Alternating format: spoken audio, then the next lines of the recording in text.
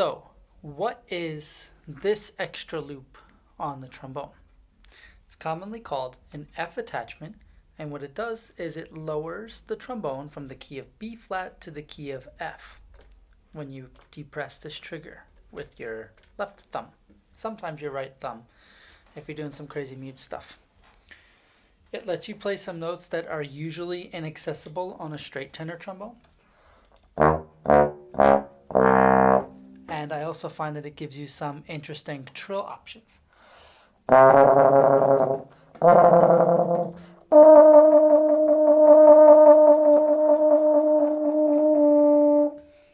Which can be cool. One technique that I run into from time to time, though, has to do with the removal or the halfway removal of the F attachment. And that's what I'd like to go over today. So, there's a famous trombone quartet called Bolos, and the very last sound of it is somebody rapidly removing the F attachment. So let's start with that vacuum pop sound. Now it's off. Now this is what's called an open wrap tenor trombone, and some techniques that you might write for might not be usable for a closed wrap F attachment trombone. Just something to check out.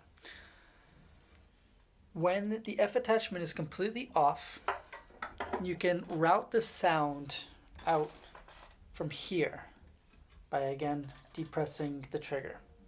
What that means is that now you have two sources of sound. You have the bell and you have this tiny tube in the back.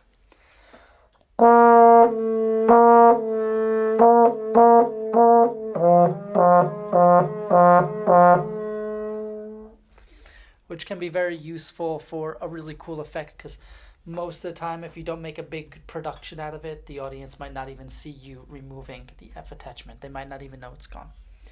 I first ran into this technique on a piece called Pond by Abby Connon and William Osborne, which uses both trills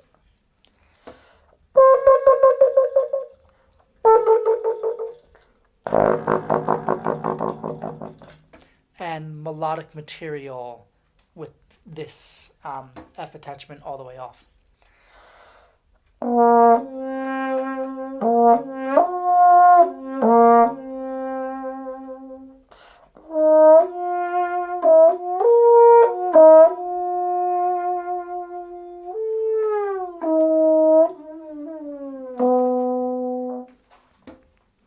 So as you can see, the kind of the sourcing of the sound can be really cool. Other pieces use the F attachment halfway on, where it does the same thing, but the sound is now coming from a different direction. It's kind of coming from like right behind my ear.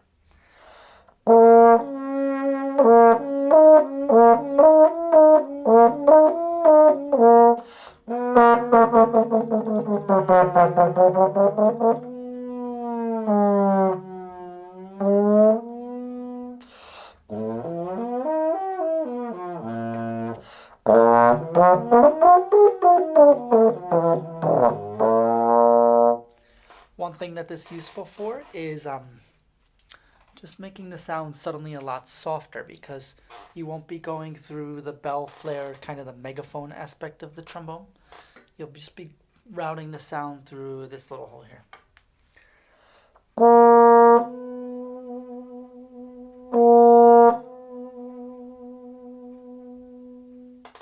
If you're flexible enough, you can kind of use it as like a second slide.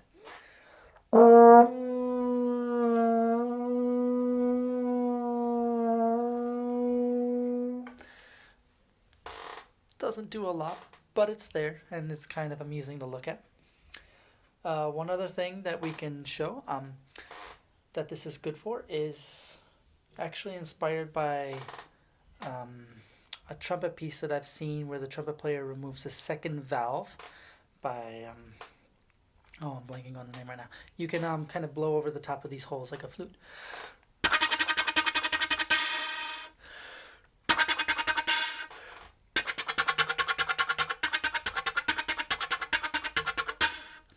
Now, which side you blow into doesn't really matter because the tube is just a U, so.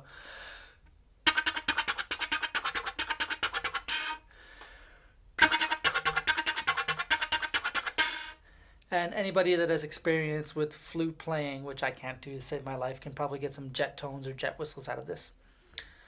One more interesting thing is if you do that on the trombone, the pipes are actually of different length.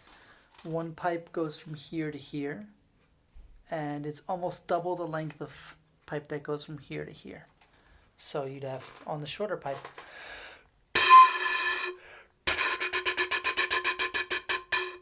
and on the longer pipe,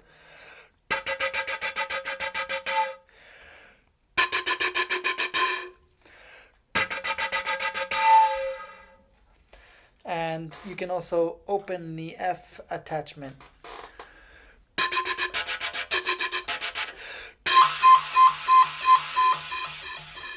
to get some cool stuff,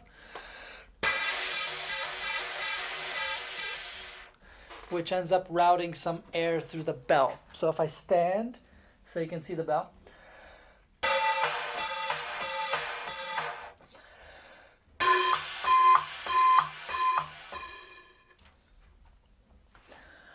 now, I don't quite have an exact way to notate this yet. Not a lot of people have used the effect, but if you're interested in it, please reach out and let me know.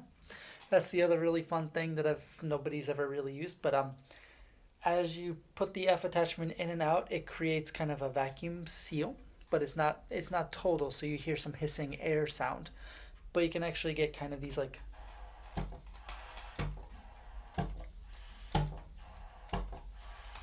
these kind of percussive thumps.